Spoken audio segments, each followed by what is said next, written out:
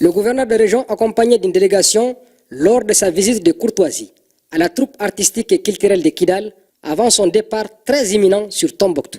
J'ai retenu beaucoup de choses intéressantes pour la troupe de Kidal que j'ai visitée aujourd'hui.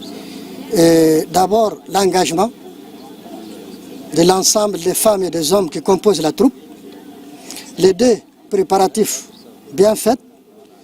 Les 3, je pense que ce que j'ai vu, ça va nous amener quand même à mouiller très bien les maillots à Tombouctou. Le gouverneur de la région de Kidal a mis toutes les conditions pour une préparation d'une troupe.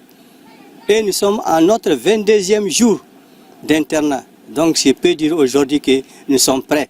On a vraiment fait défiler notre prestation, une partie au gouverneur.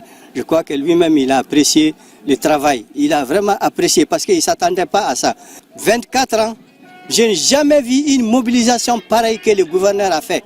En somme, la troupe artistique et culturelle de Kidal est fin prête pour la messe juvénile de Tombouctou 2025.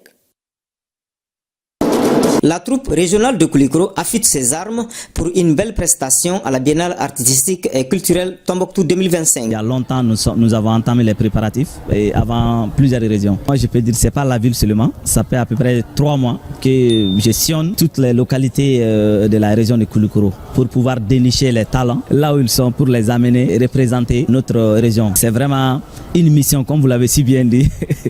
Chaque individu a sa mission. Je pense que la nôtre, cette année, c'est vraiment honorer Koulikoro à Tombouctou.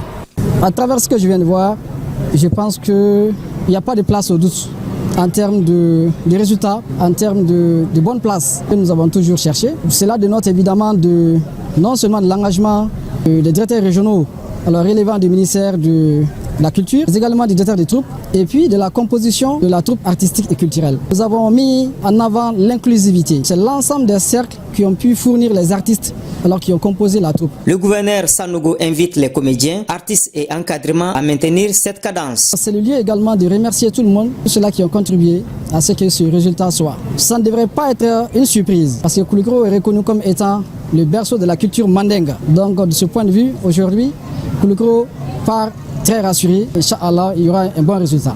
Pour rappel, depuis le retour de la Biennale artistique et culturelle Mopti 2023, le gouverneur de région avait commencé à réunir les moyens pour la troupe de Koulikoro, parmi lesquels la dotation de la région en équipement d'orchestre de dernière génération.